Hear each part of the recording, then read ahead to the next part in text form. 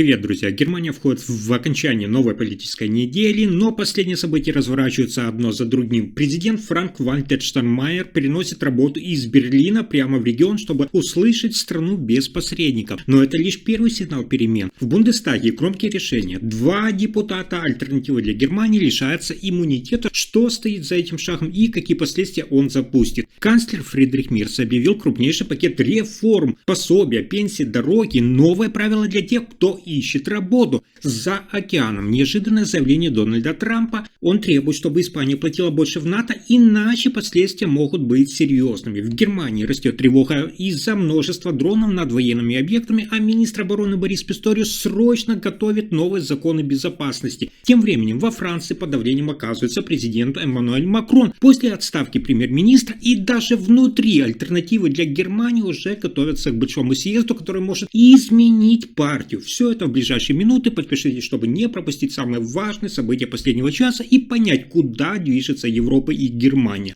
Итак, президент Германии Франк-Вальтер Штайнмайер за несколько дней переносит свою работу из Берлина в небольшой город Андернах в земле Рейнланд-Пфальц. Это не просто визит, это попытка услышать страну без фильтров и бюрократии. С 14 по 16 октября Штайнмайер будет работать прямо на месте, встречаться с местными жителями, предпринимателями, волонтерами и студентами. Он хочет понять, чем живут люди вдали от столицы и какие проблемы требуют внимания прямо сейчас. В программе визит в проект «Съедобный город», где жители выращивают овощи и фрукты на улицах, встреча с женской футбольной командой и открытый разговор на так называемой контроверсиальной кофейной кухне. Площадь для честных дискуссий о политике и обществе. По словам представителей президентской канцелярии, цель этих выездов – вернуть доверие к институтам демократии и показать, что власть готова слушать людей. Завершится поездка 16 октября торжественной церемонии на замке, где Штайнмайер вручит ордена заслуг гражданам земли Рейнланд-Пфальц.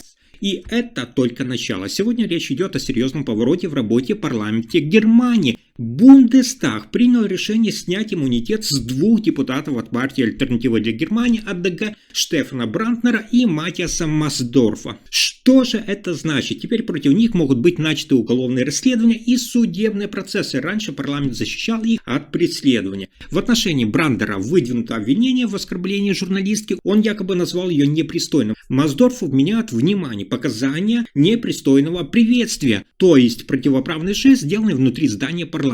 Решение было поддержано фракциями ХДС-ХСС, Социал-демократической партии Германии, Союзом 90-х Зеленой и Левой партии. Альтернатива для Германии воздержалась, голос не дала. Теперь оба депутата, Бранднер и Масдорф, могут быть привлечены к ответственности на общих основаниях. Это важный сигнал. Парламент не готов только слушать, но и действовать даже против своих членов. Следите за развитием. Новый этап политической борьбы начинается прямо сейчас. Тем временем разворачивается новая интрига. Правительство Германии согласовало пакет реформ с общим объемом финансирования, внимание, более 3 миллиардов евро. Решение затрагивает социальные выплаты, пенсии и транспорт. Пособие Бюргергельд отменяют. Вместо него вводится новая система базовой поддержки. Пропустил назначенную встречу в центре занятости, минус 30% выплат. Повторное нарушение, еще минус 30%. Третье, выплаты могут быть заморожены полностью. Урезать смогут и помощь по аренде жилья и отоплению. Канцлер Фридрих Мерц заявил, цитата, «Помощь получит тот, кто готов работать». С 1 января 2026 года стартует программа «Внимание! Активная пенсия». Пенсионеры смогут работать и получать до 2000 евро в месяц без налогов. Правительство ожидает возвращения на рынок труда, внимание,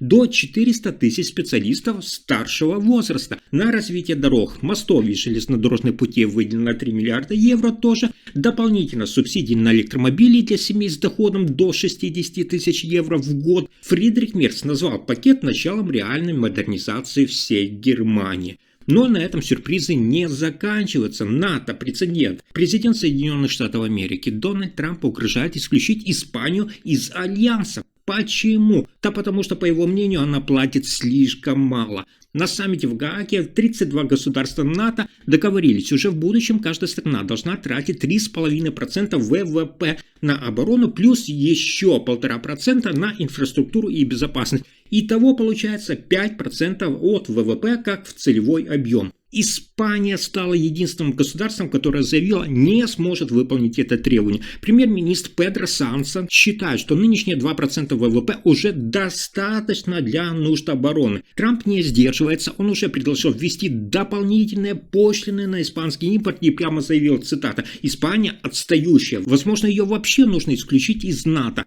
Вопрос, будет ли исключение реальным шагом или дипломатическим этим давлением, Испания пока не дала окончательного ответа, но конфликт усиливает давление на страны НАТО. Кто же следом окажется отстающим? Следующая новость добавляет огня в общую картину происходящего. Над Германией, в частности армейскими базами и полицейскими объектами, все чаще появляются дроны. И командир требует действовать уже сегодня. Михаэль Гис, глава земельного командования Баден-Вюртемберга, предупреждает, что количество наблюдений беспилотников резко возросло. Он считает, что дроны могут быть использованы для незаконных действий не военными, а частными лицами без допуска к объектам. Сегодня же государственный строй запретил войскам сбивать дроны вне своей территории. Ответственность за общую безопасность лежит именно на полиции, а защита военных объектов, конечно же, на армии. По словам Гиса, такая система мешает быстрой реакции. Цитата. «Если мы не сможем действовать, дрон может приземлиться над казармой или радиоузлом».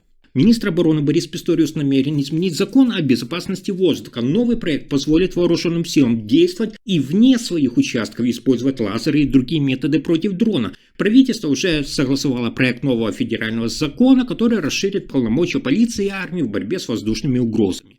И это не единственное, что сегодня взбудоражило всю политику. Президент Франции Эммануэль Макрон оказался под растущим давлением после отставки премьер-министра Себастьяна Лекорню. Лекорню ушел в отставку, не проработав и месяца после того, как не смог обеспечить поддержку нового бюджета в парламенте. В ответ Макрон поручил ему продолжить переговоры с оппозицией, однако требования его отставки усилились. Бывший премьер-министр Эдуард Филипп заявил, что Макрон должен уйти в отставку сам, поскольку он несет ответственность за весь текущий кризис. В то же время Лекорню выразил надежду на достижение соглашения по бюджету без проведения досрочных выборов. Ситуация остается нестабильной, и будущее правительства Макрона остается неопределенным. А вот следующая новость способна удивить даже скептиков. В Германии партия «Альтернатива для Германии» объявила дату следующего съезда. Он пройдет в Эрфурте в июле 2026 года. Эрфурт давно считается политической базой лидера партии «Внимание» Бьорна Хёке, и выбор места проведения съезда аналитики считают стратегическим.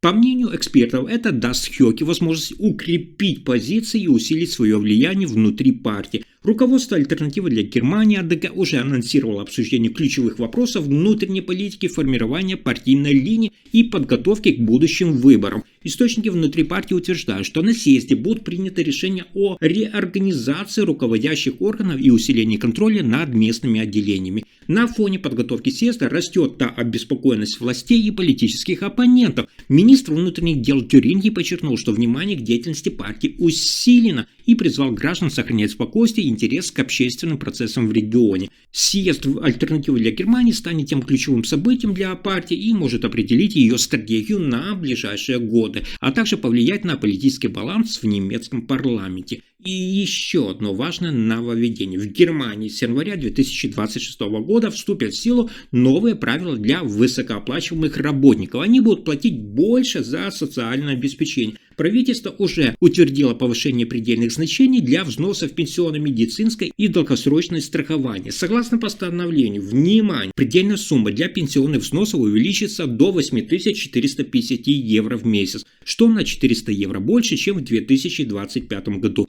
Для медицинского и долгосрочного страхования предельный доход составит 5812 евро 50 центов, что также выше предыдущего уровня. Это означает, что работники с доходами выше этих сумм будут платить взносы с большей части своего заработка. Министерство труда заявило, что эти изменения связаны с ростом средней заработной платы на 5,16% в 2024 году. В результате, внимание, около 2,1 миллиона сотрудников окажутся под воздействием именно новых правил. Однако, по данным министерства, для большинства застрахованных лиц изменений не произойдет. Предполагается, что эти меры помогут сбалансировать финансовое состояние системы в соответствии с экономическим развитием. Теперь предстоит одобрение этих изменений в Федеральном Совете, прежде чем они вступят в силу. Если информация оказалась полезной, ставьте лайк, подписывайтесь на канал и делитесь видео. Спасибо за просмотр.